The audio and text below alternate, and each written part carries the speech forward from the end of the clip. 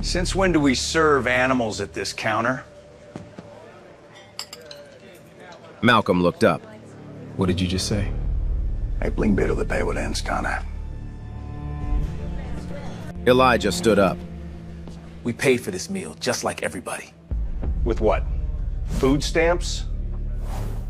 Welfare check? Or did you steal that wallet too? He shoved Malcolm's coffee off the table. Ceramic hit the floor. Get out before I put you where you belong. Nobody moved. Nobody spoke. And a cop who had no idea he just put handcuffs on his own career. Because in 4 minutes, 6 black SUVs would pull into that parking lot, and nothing in this man's life would ever be the same. Now let me take you back. About 2 hours before that coffee hit the floor, mid-September, Virginia back roads, the kind of morning where the sun sits low and golden, and the air still carries that last bit of summer heat. Malcolm Owens was behind the wheel of a rented gray Nissan. Nothing fancy, nothing flashy. That was the point. The man had just been confirmed as the new United States Attorney for the Eastern District of Virginia, one of the most powerful federal prosecutors in the country. His face had been on C-SPAN for about 11 seconds during the Senate vote. Nobody outside of Washington would recognize him on the street, and that's exactly how he wanted this morning to go. Sitting next to him was his younger brother Elijah, 38, high school football coach, built like he could still play.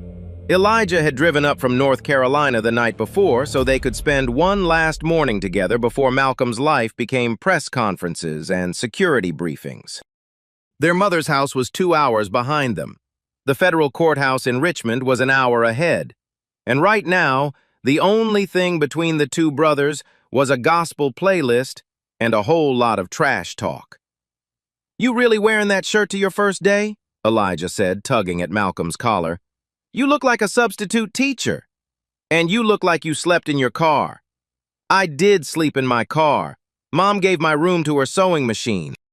Malcolm laughed, a real laugh, the kind that loosens your shoulders and makes your eyes water. He hadn't laughed like that in weeks. Confirmation hearings don't leave much room for joy. The windows were cracked, wind mixed with the smell of fresh-cut grass from the farms rolling past. Elijah scrolled through his phone looking for a breakfast spot. He found one with 4 stars and a photo of biscuits the size of a fist. "Loretta's Griddle, 15 minutes off the highway. Reviews say best pancakes in the county." Malcolm checked the mirror. His security detail, 6 black Suburbans carrying 12 U.S. Marshals, was supposed to be right behind him. But he'd asked them to hang back. Told Special Agent Dana Sutton he wanted one quiet morning with his brother. No earpieces, no formation, just 2 guys getting pancakes. Sutton didn't love the idea, but she agreed. They'd follow 15 minutes behind. 15 minutes. Remember that number.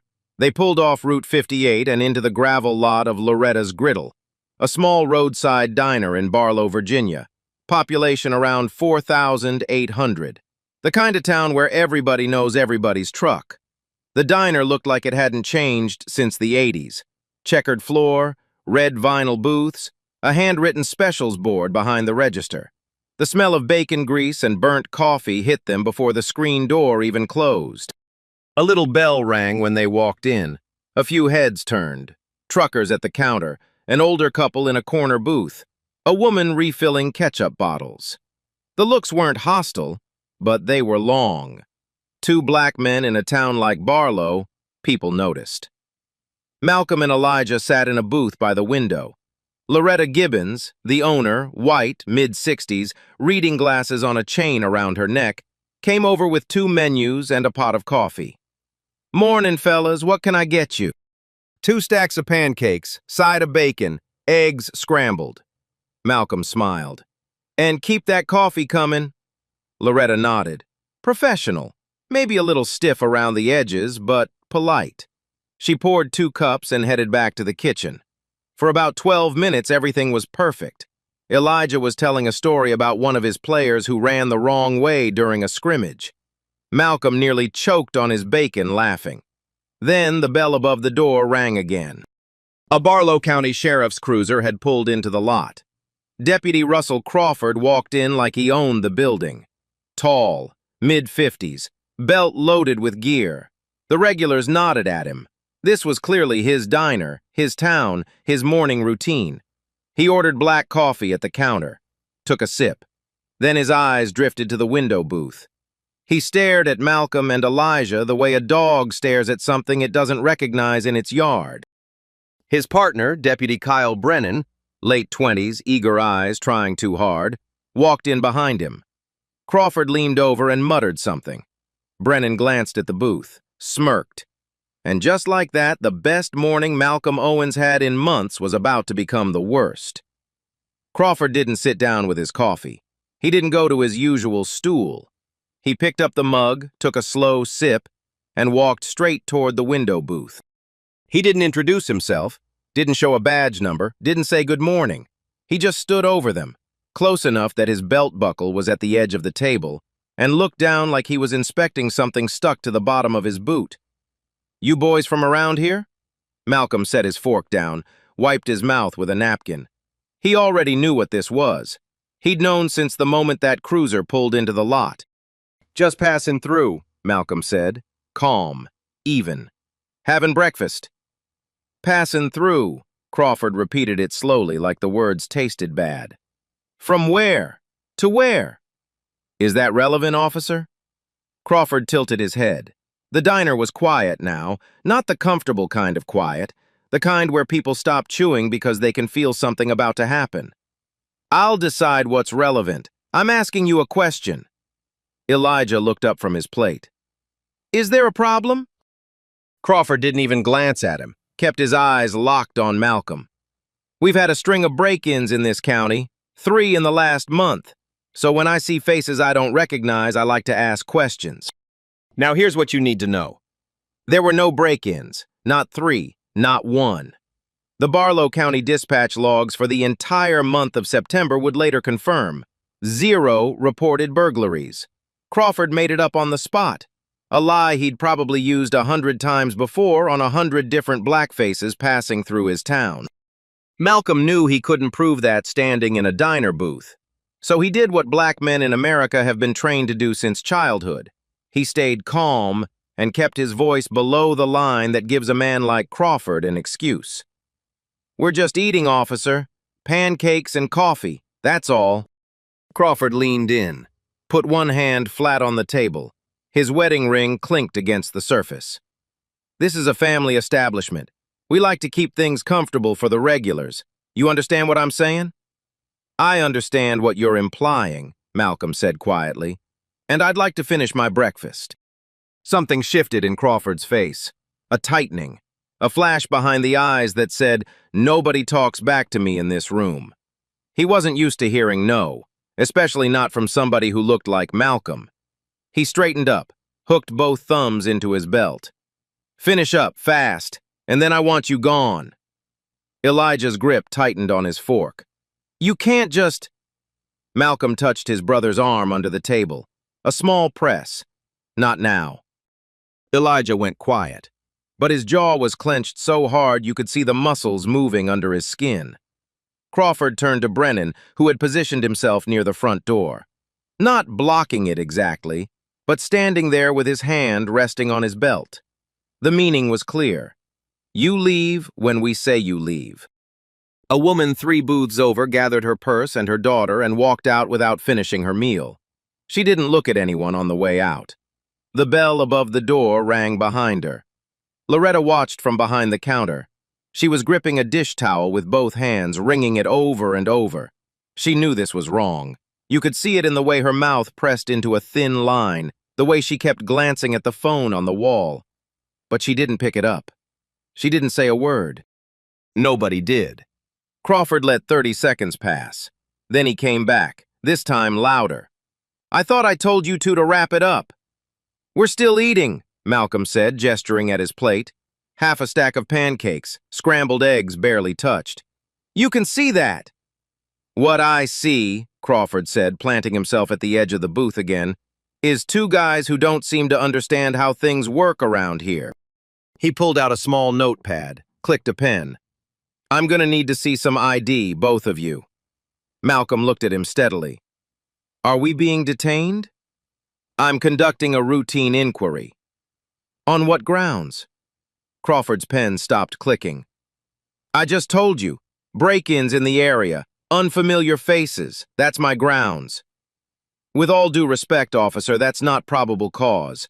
We're under no legal obligation to show identification unless we're being formally detained for a specific crime.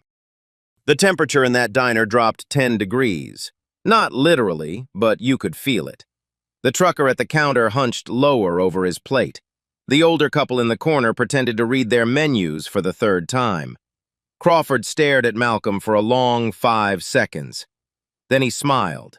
Not a warm smile, the kind of smile that says, I'm going to enjoy this. All right, then. He stepped back, keyed his radio. The static crackle cut through the silence like a knife. Dispatch, this is Crawford. I need a registration check on a vehicle in the Loretta's Griddle lot. Gray Nissan sedan.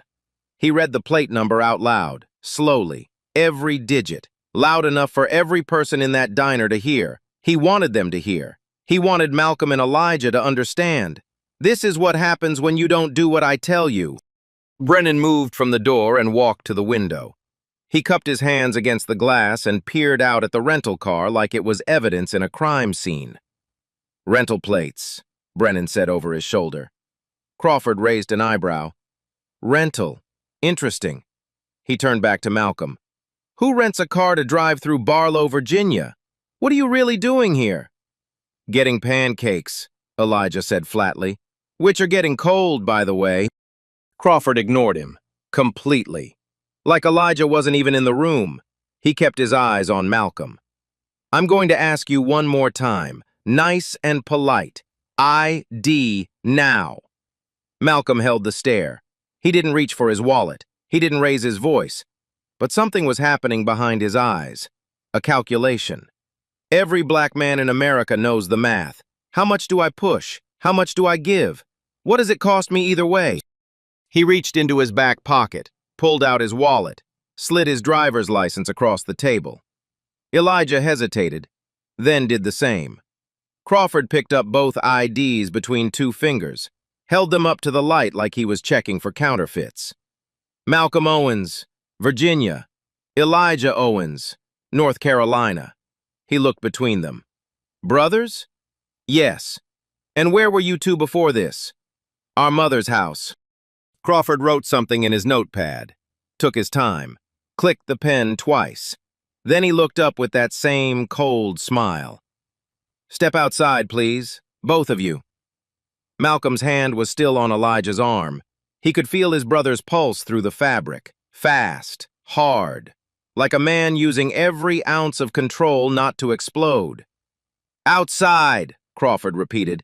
Now! I'm not going to ask again. Malcolm took a breath, looked at his half-eaten breakfast, looked at the silent diner full of silent people. Then he slid out of the booth. Elijah followed. The bell rang above the door as they walked out into the parking lot. The morning sun was bright. The gravel crunched under their shoes. And behind them, through the window, a dozen faces watched. And not one of them did a single thing. The parking lot of Loretta's Griddle was just gravel and sun. No shade, no breeze. The kind of heat that sits on your neck and stays there. Crawford pointed at his cruiser. Hands on the hood, both of you. Malcolm didn't move right away. Officer, I want to be clear. We've committed no crime. We were eating breakfast. And now you're being asked to cooperate with a law enforcement officer. Hands on the hood.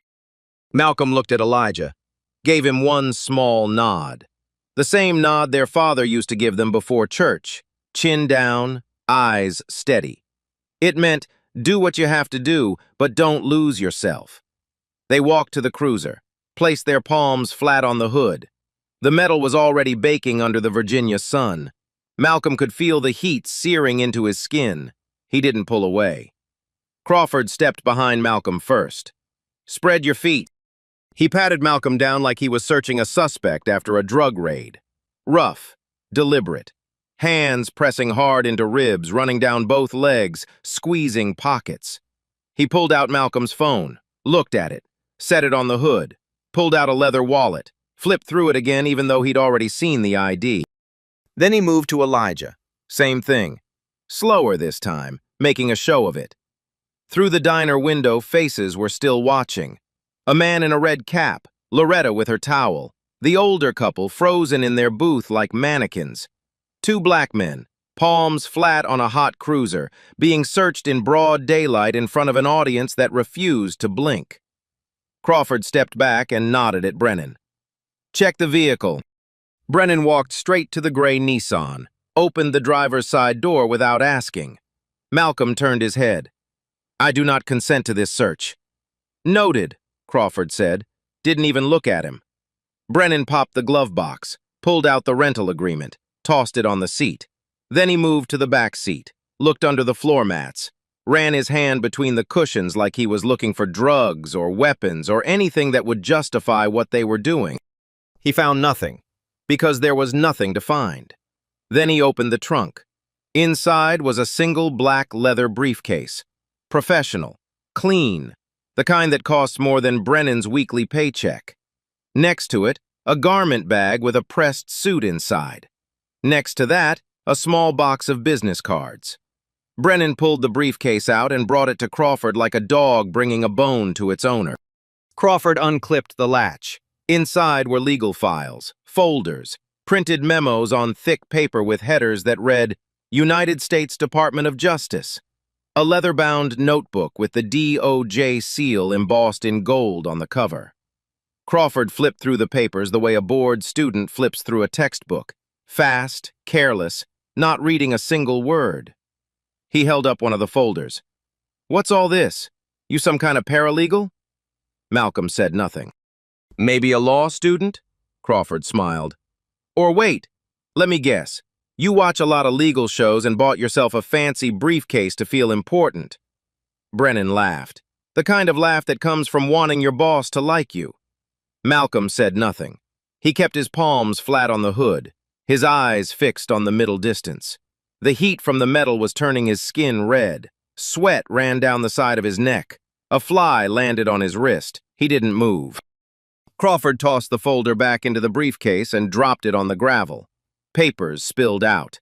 The DOJ seal caught the sunlight for a second before a page settled face down in the dust. Boy. That word. That one word. Crawford said it the way certain men in certain towns have said it for 100 years. Not loud, not shouted, just dropped, flat and heavy, like a boot on someone's throat. Boy, you sure are quiet all of a sudden. What happened to all that legal talk in the diner? Malcolm didn't answer. His jaw was set. The muscles in his forearms were tight as cable wire, but his hands stayed flat. His breathing stayed even. Crawford leaned in close. So close, Malcolm could hear the leather of his belt creaking. I'm going to tell you something, and I want you to really hear it. I've been doing this 22 years. 22 years keeping this town clean. And it's always the same story with you people. You show up where you don't belong, you cause problems, and then you cry about your rights. He stepped back, spit on the gravel next to Malcolm's shoe. Run them both for warrants, he told Brennan. Take your time. Brennan walked back to the cruiser to use the computer. Crawford leaned against the diner wall, arms crossed, coffee in hand. Like a man watching a show he'd seen 100 times and never got tired of. That's when Elijah broke. Not physically, he didn't swing. He didn't run. But his voice cracked open like something that had been held shut too long. This is wrong. Elijah's voice was shaking, not from fear, from the kind of anger that sits in your chest and burns. We were eating breakfast, pancakes, that's it. You can't do this to people. Crawford pushed off the wall. Walked toward Elijah with slow, heavy steps. Got close. Too close. Finger pointed right at Elijah's face. One more word. One. And I'll have you in cuffs. Resisting. Obstruction. Disorderly. Pick your favorite. I've got all day. Elijah's hands were shaking against the hood, not from fear, from years. Years of being followed in stores, years of being pulled over for driving a nice car, years of watching his brother work twice as hard as everyone in the room and still get questioned at the door. "You're recording this, aren't you?" Crawford suddenly said. He'd noticed the slight angle of Elijah's body, the way his pocket was facing outward. "Give me that phone." "I have a legal right to—" "You have a legal right to do exactly what I tell you. Hand it over." Elijah didn't. He pressed his arm against his pocket instead, keeping the phone where it was. Crawford stared at him, then made a decision. Not worth the fight. Not yet. He turned back to Malcolm instead, grabbed the business cards from the trunk box, read one out loud. "Malcolm Owens." He flicked the card into the dirt. "Must be real important. Got yourself business cards and everything." He didn't read the title printed below the name. A couple walked out of the diner. The woman glanced at the two black men on the cruiser hood, the deputies standing over them, the papers in the dirt. She grabbed her husband's arm and pulled him toward their truck. They drove away without looking back. Brennan came back from the computer. Both clean, no warrants, no priors, nothing. Crawford didn't react, didn't apologize, didn't step back. He just took a sip of his coffee and stared at Malcolm like the results were an inconvenience. "I still don't like it," Crawford said quietly. "Something about this doesn't sit right." Nothing about this sat right, but not in the way Crawford meant. And right about now, about 14 minutes and 30 seconds since Malcolm had asked his security detail to hang back, those 15 minutes were almost up. Malcolm heard it before he saw it. A low rumble, deep, the kind of sound that doesn't come from one engine. It comes from 6, rolling in sync, getting louder every second. Crawford heard it too. His coffee mug stopped halfway to his mouth. From the exit ramp, a black Chevrolet Suburban turned into view. Tinted windows so dark they looked painted shut. Government plates, 2 antennas on the roof. Then a second. Then a third. Then a fourth. Then the 5th and 6th, rolling in tight formation like a convoy that had done this 1,000 times before. They turned into the gravel lot of Loretta's Griddle. Not fast, not rushed. The kind of slow that says we don't need to hurry. The first Suburban parked directly behind Crawford's cruiser, blocked it in. The rest spread across the lot like a net closing shut. Nobody was leaving without permission. Engines cut at the same time, all 6. The silence after was louder than the rumble before. Crawford's hand moved to his holster. His eyes were jumping. Left, right, left, trying to count doors, trying to figure out what the hell was happening in his quiet little town on a Tuesday morning. Brennan had backed up against the cruiser. His face had gone the color of old milk. His hand hovered over his radio, but he didn't press the button. He didn't know who to call. He didn't know if calling would make things better or 1,000 times worse. "What the hell is this?" Crawford whispered. The authority was gone. What came out was thin, hollow, the voice of a man who just realized he was standing in the middle of something much bigger than himself. 12 doors opened at once. The sound, 12 handles, 12 hinges, 12 boots hitting gravel in near-perfect rhythm, was something neither deputy would ever forget. Out stepped 12 U.S. Marshals, some in tactical vests with yellow letters across the chest, some in dark suits with earpieces coiled behind their ears, all armed, all moving with the kind of calm that comes from people who walk into situations worse than this before breakfast. They fanned out across the lot without a single word. 2 moved behind Crawford. 1 stood next to Brennan. 2 positioned themselves on either side of the cruiser. The rest formed a loose perimeter around the diner entrance. Nobody spoke. Nobody needed to. Leading them was a woman, black, early 30s, hair pulled back tight, badge on her hip, eyes that had already assessed every threat in the lot before her second boot hit the gravel. Special Agent Dana Sutton. She walked past Crawford like he was a parking meter, didn't look at him, didn't acknowledge his badge, his uniform, or his existence. Walked straight to the hood of the cruiser where Malcolm was still standing with raw palms and dust on his shirt. "Mr. Owens, We lost you after the highway split. Are you all right, sir? Sir. That word landed like a bomb with no explosion. Just silence and shrapnel flying in every direction. Crawford's mouth fell open.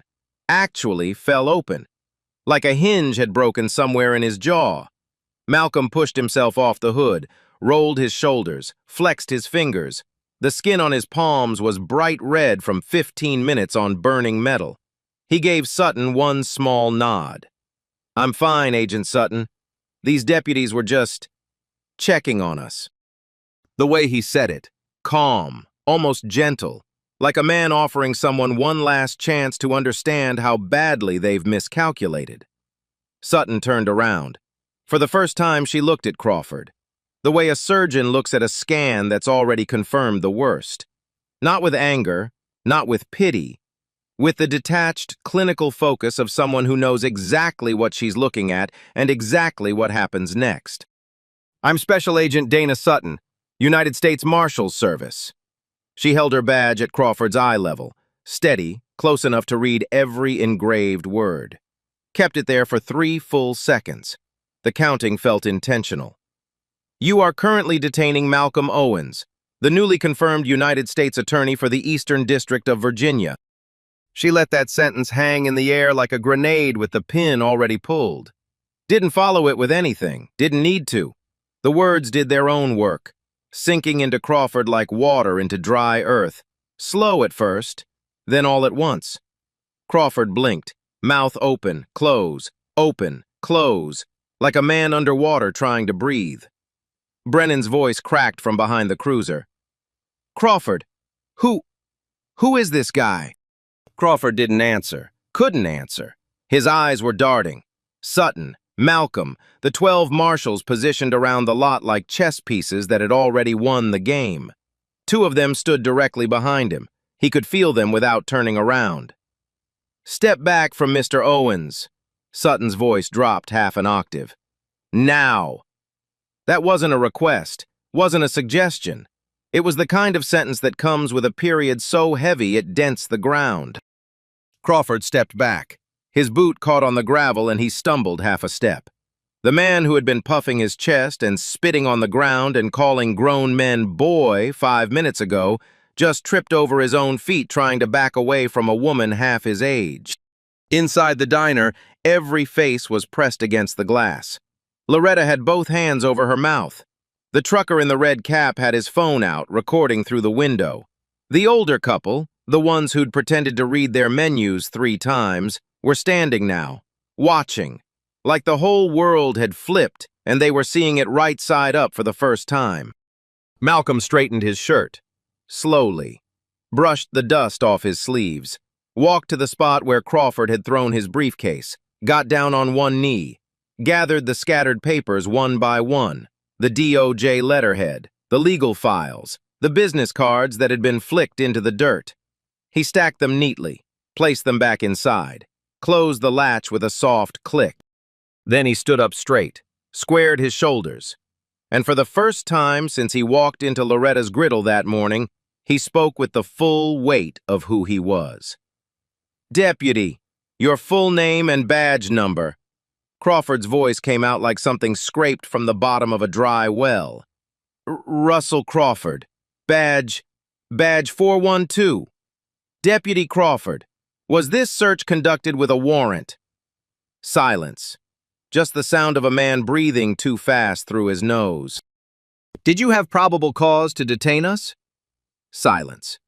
The break-ins you cited, the ones you used to justify everything that happened in that diner and in this parking lot, were those real? Will I find them in your dispatch records when I pull them this afternoon? Crawford's eyes dropped to the gravel. His lips moved like they were trying to form words, but every word he'd ever relied on, the authority, the threats, the commands, none of them worked anymore. They were all useless now, every single one. Malcolm nodded slowly, the nod of a man who already knew the answer before he asked the question. That's what I thought. He turned to Elijah. His brother was standing very still by the cruiser, tears running down his face. Not sad tears, not scared tears, The kind that come when something you've carried in your chest your whole life, something that started before you were old enough to understand it, is finally, for once, seen by somebody else. "Show them," Malcolm said quietly. Elijah reached into his pocket, pulled out his phone, held it up so the screen faced outward. A recording, 43 minutes long and still running, the timer ticking in the corner, every word captured, every shove, every slur, the pat-down on the burning hood, the illegal search, the papers thrown in the dirt. Animals, boy, cages, food stamps, your kind. All of it. Full audio, full video, nothing missing, nothing cut. Malcolm looked at Crawford one last time. The deputy was standing in the middle of his own parking lot, surrounded by 12 federal agents, stripped of every ounce of power he'd spent 22 years believing was his by right. Everything that happened today, in that diner and in this parking lot, will be reviewed by my office, every second of it. Crawford stood perfectly still, sun on his face, sweat pooling in his collar. 12 marshals around him in a circle that felt like it was shrinking with every breath, and the slow, sickening realization spreading through his body, bone by bone, nerve by nerve, that the worst morning of his life was only the beginning. Crawford's mouth started moving before his brain caught up. "Sir, Mr. Owens, I was just doing my job. We had reports of—" There were no reports. Malcolm's voice cut clean through the air. No anger, no shouting, just fact. "I will be confirming that with your dispatch records by this afternoon, and we both already know what I'm going to find." Crawford swallowed. His throat bobbed like a man trying to keep something down that was already on its way up. I didn't know who you were. If I had known—" "Stop!" Malcolm held up one hand. "That, right there, that is exactly the problem." He took one step closer, not aggressive, not threatening, just close enough that Crawford had nowhere to look but straight into his eyes. "You didn't stop us because of break-ins that don't exist. You didn't search our car because of probable cause you never had. You did it because 2 black men walked into a diner in your town and you decided, before we even opened our mouths, that we didn't belong." Malcolm paused. Let the silence do the work. "You're telling me if you'd known I was a U.S. attorney, this wouldn't have happened. That's not a defense, deputy. That's a confession. Because it means the only thing protecting a black man from you is a title, and most people don't have one." Crawford's face was gray, not red, not flushed. Gray. The color a man turns when he realizes the ground beneath him is already gone and he's just been standing on air. He opened his mouth one more time. "I'm sorry. Save it for the investigation." Sutton was already moving. She stepped between Malcolm and Crawford and addressed 2 of her marshals. "Secure his body cam footage, right now. I want the memory card pulled and logged before we leave this lot." One marshal moved to Crawford. "Your body camera, deputy." Crawford's hand fumbled at his chest. He unclipped the camera and handed it over like a man handing over a piece of himself. Sutton keyed her radio. "Dispatch, Sutton, USMS. I need the Barlow County Sheriff to report to Loretta's Griddle on Route 58. Immediately." She turned to Crawford. "Your service weapon and your badge. Standard protocol pending a federal review of this incident." Crawford stared at her. For a moment it looked like he might argue, might say something about his rights, his authority, his 22 years. But there were 12 marshals in that parking lot, and every single one of them was watching him. He unholstered his weapon, placed it on the hood of his own cruiser, the same hood he'd forced Malcolm onto 15 minutes ago. Then he unpinned his badge, held it in his palm for a second, looked at it like a man looking at a photograph of someone who just died. He set it next to the gun. Brennan had been standing by the cruiser the whole time, silent, pale, trying to be invisible, which is hard to do when you're wearing a uniform. He raised both hands slightly. "I was just following his lead. I wasn't the one who—" Sutton didn't let him finish. "You participated in an unlawful detention. You conducted a warrantless search of a federal official's vehicle. You will be named in the report." Brennan's mouth closed. His hands dropped. He looked at Crawford for help, for guidance, for anything. Crawford didn't look back. Crawford was staring at the ground like a man who had just watched his whole life fall through a crack in the earth. Both deputies were separated. Crawford was placed in the back of one Suburban, Brennan in another. Not arrested, not yet, but removed from the scene, stripped of authority, and surrounded by people whose authority made theirs look like a hall pass. The bell above the diner door jingled. Loretta Gibbons stepped outside. She was trembling. Her hands were clasped together like she was trying to hold herself in one piece. "Mr. Owens," her voice was thin, shaky. "I'm sorry. I should have said something. I saw the whole thing and I just stood there." Malcolm looked at her, not with anger, not with pity, something in between. "There's going to be an investigation, ma'am. You can still do the right thing. Tell the truth." Loretta nodded fast. Small nods, like she was convincing herself as much as agreeing. "My diner has security cameras," she said. "Inside and outside. I'll give you everything." Malcolm nodded. That would help. She went back inside. Through the window, Malcolm could see her leaning against the counter, wiping her eyes with the same dish towel she'd been wringing all morning. The footage hit the internet before sundown. Elijah uploaded his 43-minute recording to social media that evening. He didn't add music, didn't add a caption, didn't add commentary, just the raw video. Shaky at first, the angle from inside his pocket, then steady once he'd pulled it out in the parking lot. Every word in full, every action in frame. Within 6 hours, it had 800,000 views. By morning, 4 million.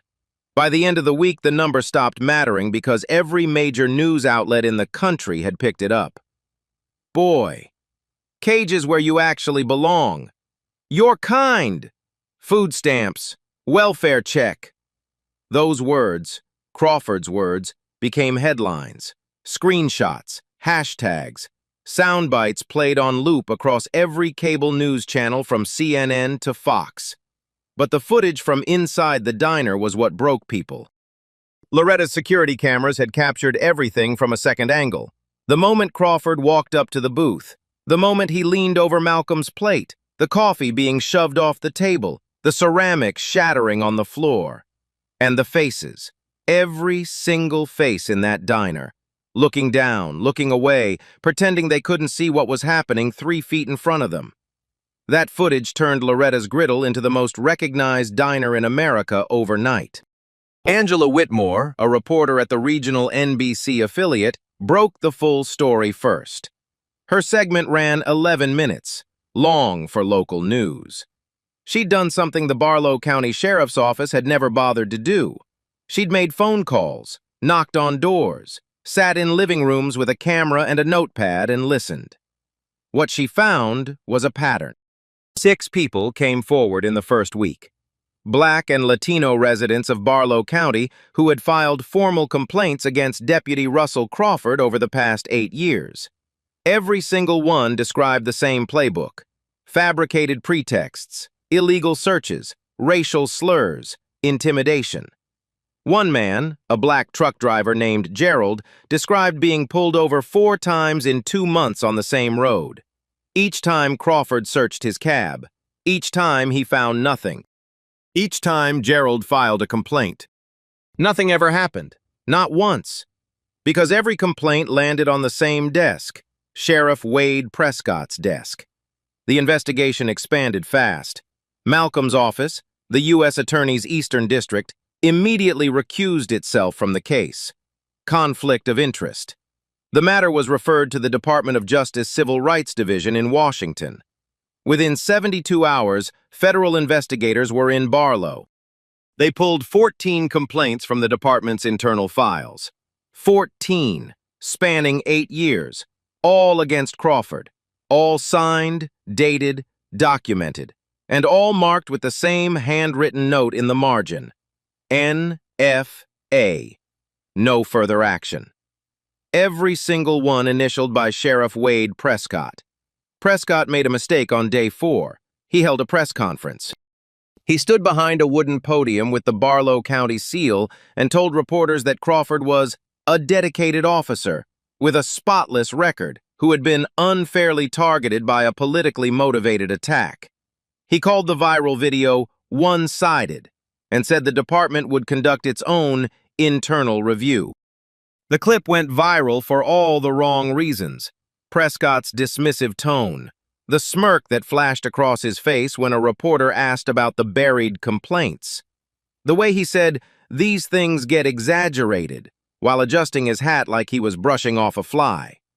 Public outrage went from a fire to an inferno. Protest signs appeared outside the Barlow County Sheriff's Office within 48 hours. Civil rights organizations issued public statements. 3 members of the Virginia State Legislature called for Prescott's resignation. A petition demanding a federal investigation gathered 200,000 signatures in 5 days. The DOJ didn't need a petition. They were already moving. A federal grand jury was convened in Richmond. Prescott was indicted on 2 counts, obstruction of justice and civil rights violations under a pattern of deliberate indifference. Prosecutors argued he had knowingly and systematically suppressed evidence of racial discrimination within his department for nearly a decade. Crawford's charges were heavier. Deprivation of rights under color of law, 18 U.S.C. Section 242. Unlawful search and seizure, false imprisonment, filing a false police report, the fabricated break-ins he'd used as a pretext to detain Malcolm and Elijah. The trial took place in federal court in Richmond. It lasted 9 days. The prosecution's case was airtight. Elijah's recording was played in full. The diner security footage was projected on a 12-foot screen. Dispatch logs were entered into evidence confirming zero reported burglaries in Barlow County for the month of September. 6 former victims testified in person. Gerald, the truck driver, spoke for 22 minutes. He cried twice. The jury didn't look away. Crawford's defense attorney tried the only angle he had. Routine procedure, officer discretion, reasonable suspicion based on unfamiliar individuals in a high-risk area. The prosecution asked one question in rebuttal. Deputy Crawford, in your 22 years of service, can you name a single white motorist you detained at Loretta's Griddle for being unfamiliar?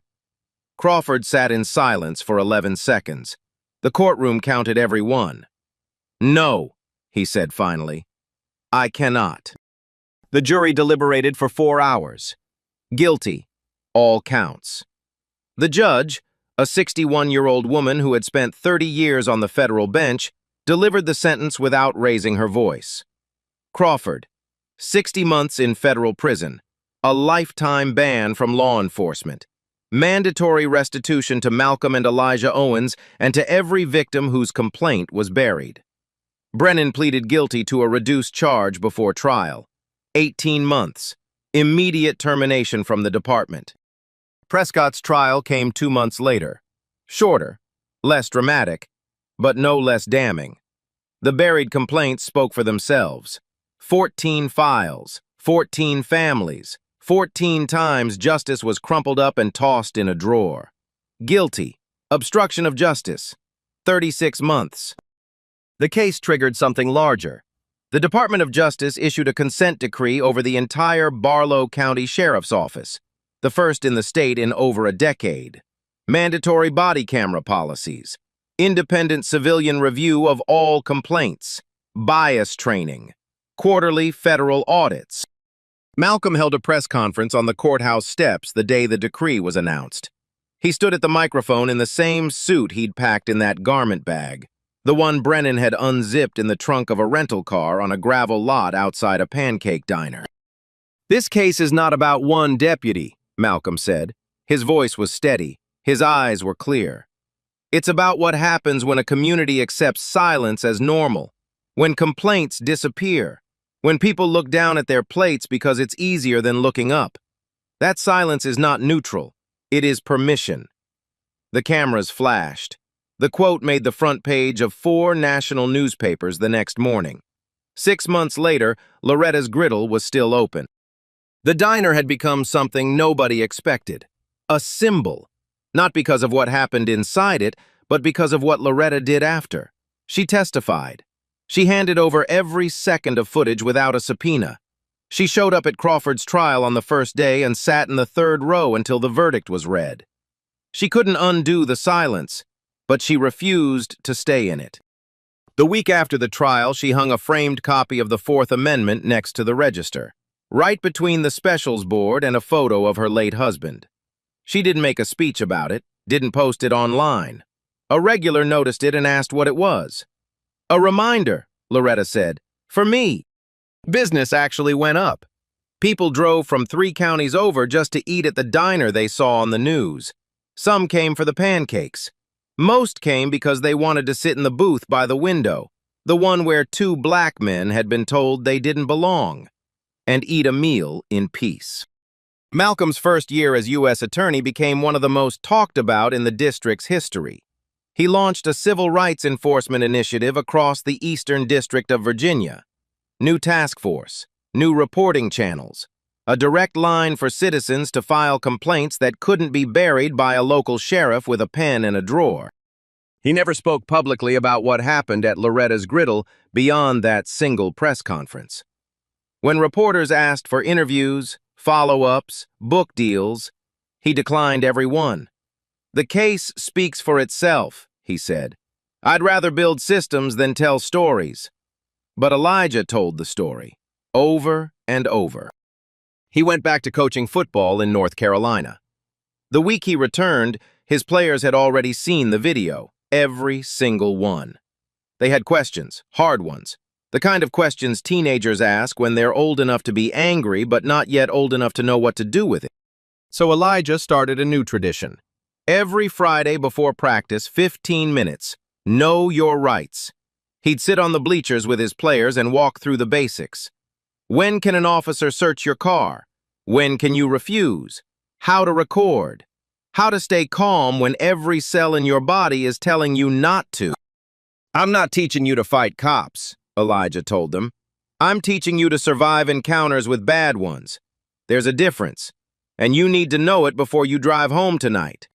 The 6 victims, the ones whose complaints Prescott had buried, received formal apologies from the county. Written, signed, public. Each one also received a financial settlement. It wasn't enough. It's never enough. But it was something. It was proof, on paper, that what happened to them was real, and that someone in power finally admitted it.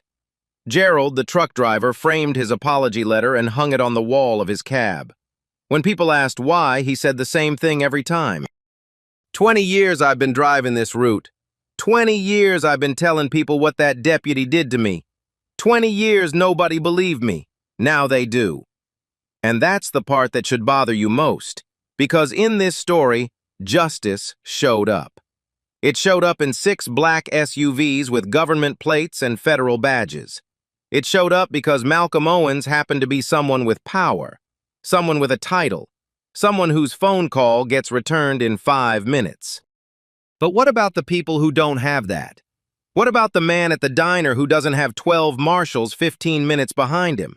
What about the kid driving home from practice who gets pulled over on a back road with no cameras, no witnesses, no 43-minute recording? What happens to them? Crawford didn't see a U.S. attorney that morning. He saw 2 black men and decided they didn't belong. The badge, the title, the SUVs. None of that should have been necessary for 2 men to eat breakfast in peace. None of it. And until the day it isn't necessary, until the day a man can order pancakes without proving he's powerful enough to be treated like a human being, we haven't finished the work. Not even close. So here's my question for you. If Malcolm Owens had been just a regular guy that morning, no title, no security detail, no 6 black SUVs, how does this story end? Drop your answer in the comments. I want to hear it. And if this story made you feel something, anything, share it. Send it to someone. Because somewhere right now, somebody needs to hear this and know they're not imagining things. Like, subscribe, hit that bell. Every story we tell on this channel is about one thing, The moment when the truth finally catches up. And trust me, it always does.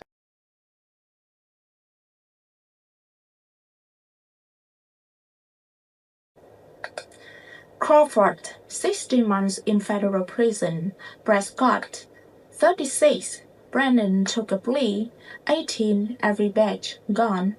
But here's what stays with me. Crawford didn't stop when he saw the DOG briefcase.